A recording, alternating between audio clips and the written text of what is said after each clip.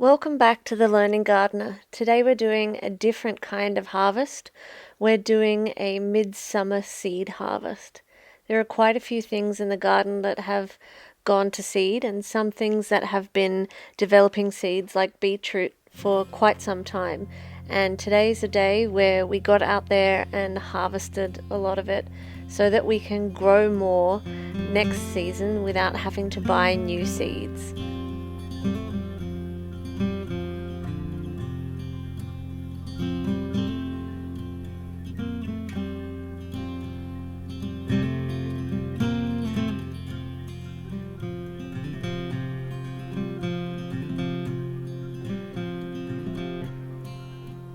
October fire, November rain, I left the fleece outside again. The dampened ground, thirsty wool, and I, the faithless. I always wanted to have one bed that was dedicated to just letting things go to seed and just plant a couple of each variety of plants in that bed and watch as they bloom and turn to seed. But as yet that hasn't happened, so we're just going bed to bed and taking what is ready to be preserved, like these dill seeds. Generally with seed saving, what I do is I remove as much of the chaff and extra non-seed product as I can, and I will leave the seeds on my dining table on a paper towel for at least a week to dry out. I'm so excited to be able to save these blue cornflower seeds. They are just such a beautiful flower. I'm using most of them in silica drying at the moment, and I'm yet to see how they turn out with epoxy resin ideas that I have, but they just make such a beautiful flower and the color is just unreal.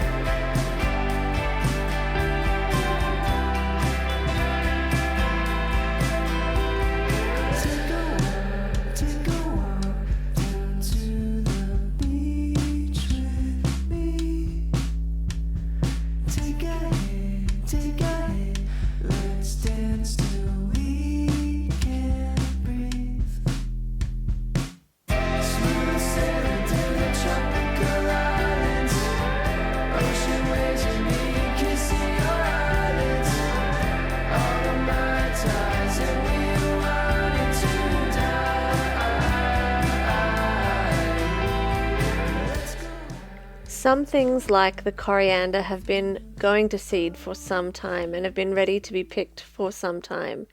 And there are a range of other things that are not ready, like this parsley. It has had flowers and blooms on it for quite some time, but it's yet to show any signs of drying up and being ready to harvest. Right next to the parsley we have some lettuce that I planted really early in spring that has long ago flopped over into the walkway and all of a sudden overnight puffed up and got its seeds out and ready to spread all over the garden, which actually caused me to start this harvest today. So I wanted to make sure we didn't end up with too many lettuce plants popping up absolutely everywhere. I could not believe how many seeds it had put on and how they just exploded overnight. I've been watching them for weeks now and waiting to see when they'd be ready to harvest, and all of a sudden we're there.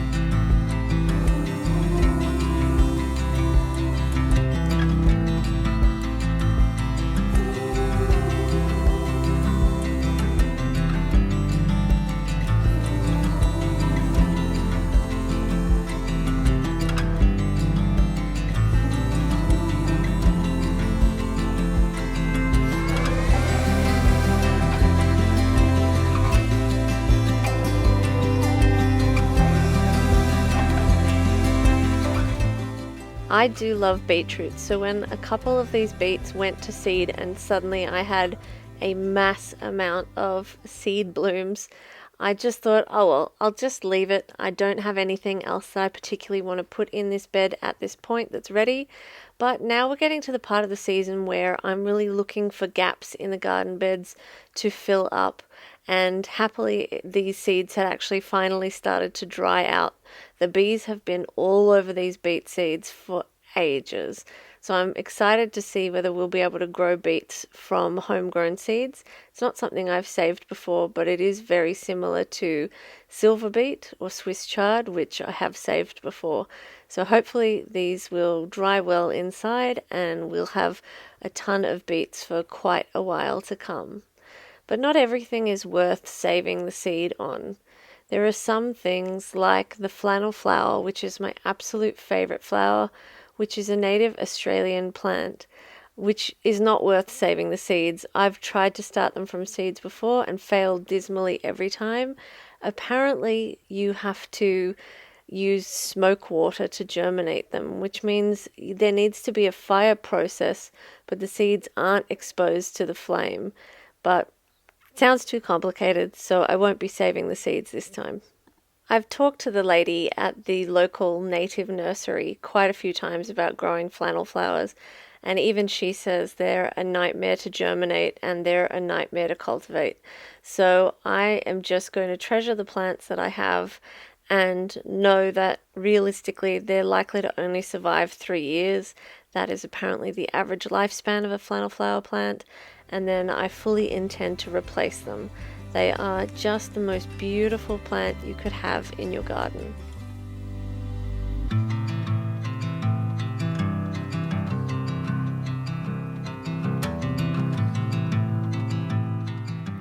The blue lake bean is a bean that has been absolutely prolific this year. Every 3 or 4 days I am out there picking a massive amount of beans, to the point where they're actually turning into a bit of an inconvenience. And most of the time, by the time I get out there, the seeds have actually either started to mature or the beans have kind of got a bit long in the tooth. But I'm still doing what I can to preserve the massive harvest that I'm getting every few days, and we will keep going until the plant burns out.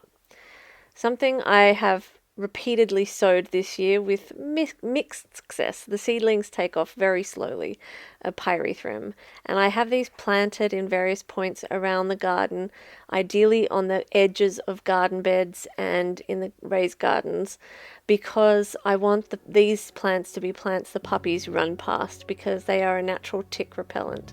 They're really easy to preserve the seeds, but not so easy to get the seedlings started, although I have not exactly had the best year with seedlings.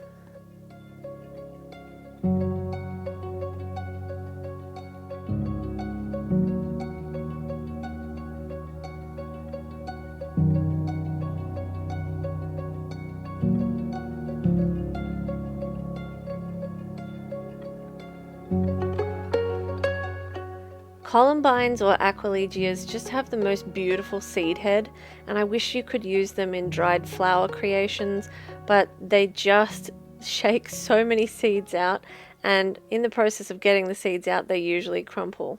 They're just a really interesting flower with quite a strange shape, and they do come in a range of colours, but I do find that it's near impossible to buy seeds in all the different varieties that are available in Australia. So if you see a cool one in your local nursery, you just have to grab it. But I like to try and save the seeds and try and grow more. I don't want them spreading in this place and naturalizing, because it is in theory a herb garden, that I planted these Aquilegia nearby so that in spring, when the strawberries are trying to get going, there's another plant blooming nearby to draw the bees towards the strawberries.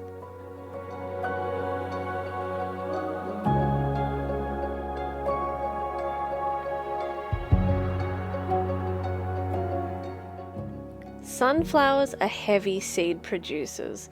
They're also quite a heavy plant, so it doesn't take long for them to fall over and into the walkways in the garden. But for those moments when they're in bloom, they are just the most stunning flower, and it's really easy to save seed, so I always save a little bit. I learnt from last year that you only need a little bit. I filled up an entire washing basket with seed heads last year and just ended up with a ridiculous amount of seed. So I just saved a few of the heads for seeds, and the rest I put out on the lawn for the parrots to enjoy.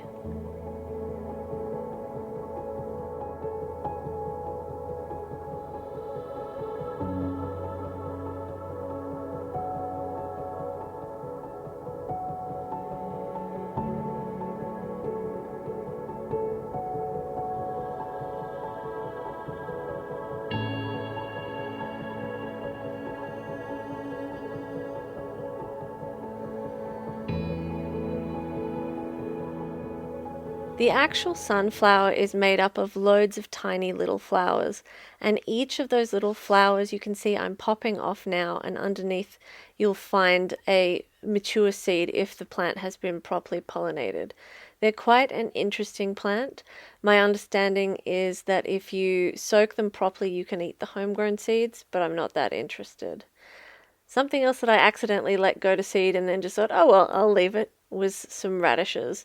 I find radishes tend to get away on me. I get excited about how quickly they grow, and I plant heaps of them, but I don't actually eat a lot of radishes. And I've had a lot of trouble with getting my other salad veggies going this year, so it's a bit hard to just eat a radish salad. But their seed pods are really interesting and beautiful, but you do have to wait for them to totally dry out and go crispy.